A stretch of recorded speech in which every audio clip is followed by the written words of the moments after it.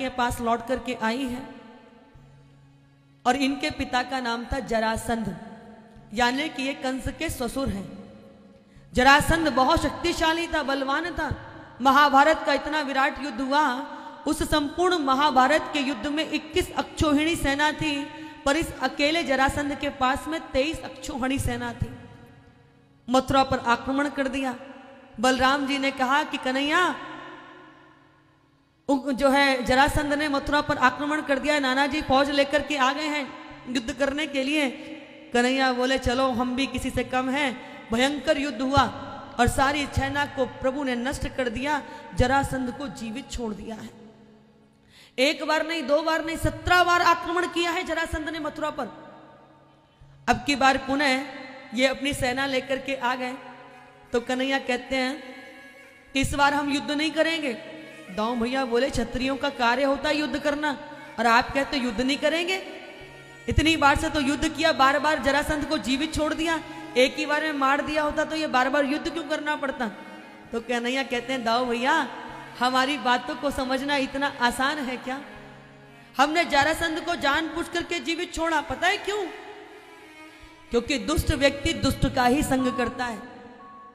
बार बार जीवित छोड़ते हैं, पूरे भूमंडल में जाकर के सारे दुष्ट असुरों को इकट्ठा करके लेकर आता है हमारे पास में, और हम एक ही बार में सबका कल्याण गोविंदाय नमो नमः कर देते हैं। नहीं तो किस किस को ढूंढ कर कहां कहां जाते हैं। बार बार इसको छोड़ते हैं और ये जाकर के सारे दुष्टों को इकट्ठा करके ले आता है। परंतु इस बार जरासंध ने क्या किया? इस बार जरासंध ने 11,000 ब्राह्मणों को तप पर बैठा दिया कि यदि इस बार युद्ध में मेरी पराजय हुई तो सबको मौत के घाट उतार दूंगा, और यदि मेरी विजय हो गई तो इतनी दक्षिणा दूंगा कि 7 पीढ़ियां भी तुम्हारी बैठ करके खाएंगी तो भी तुम्हारा धन खत्म नहीं होगा। कन्हैया ने कहा देखो दाऊ भैया, इस बार ब्राह्मणों के ऊपर बड़ा कष्ट है, और मेरे कन्हैया सारे गोपियों को हृदय को पावन करने के लिए माखन चोर कहलाए थे, सारी गोपियों को धन्य करने के लिए चीर चोर कहलाए, और अब सारे ब्राह्मणों के जीवन पर संकट है तो उनके जीवन को बचाने के लिए हम रण छोर भी कहला लेंगे। और प्रभु रण छोड़ करके भाग गए। जैसे ही रण छोड़ करके भागे तो जरासंध कहते हैं अरे वो देखो भगोड़ा रण छोड़ के भाग रहा है, रण छोड़ रण छोड़ रण छोड़। और मेरे प्रभु का एक नाम पड़ गया, रणछोड़ राय। आज भी गुजरात में डाकोर जी में बहुत सारे भक्त प्रभु के दर्शन करने के लिए जाते हैं।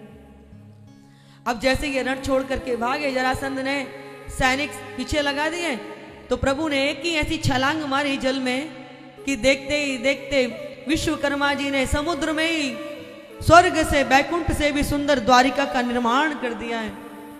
अब द्वारिका का जैसे निर्माण हुआ, प्रभु सोते हुए सारे मथुरा वासियों को द्वारिका में ले गए। अब ये जब जगे तो आंखें मल करके जब खोल कर देख रहे हैं तो देख रहे हैं कहां आ गए। इधर उधर घूम रहे हैं, मार्ग देख रहे हैं कि बाहर जाने का दरवाजा कहाँ है, कहां से निकले। तो सब एक दूसरे से कह रहे हैं कि द्वार कहाँ, द्वार कहाँ, द्वार कहाँ, द्वार कहाँ है। और द्वार कहाँ द्वार का करते करते नाम ही द्वारिका पड़ गया। बोले द्वारिका धाम की।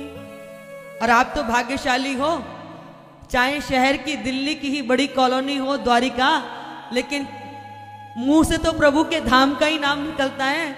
और भगवान तो कहते कि कैसे भी नाम ले लो कल्याण, तो द्वारिका में रहने वालों का तो कल्याण वैसे भी होना ही है, क्योंकि सुबह से शाम तक 2 4 5 बार तो अपने आप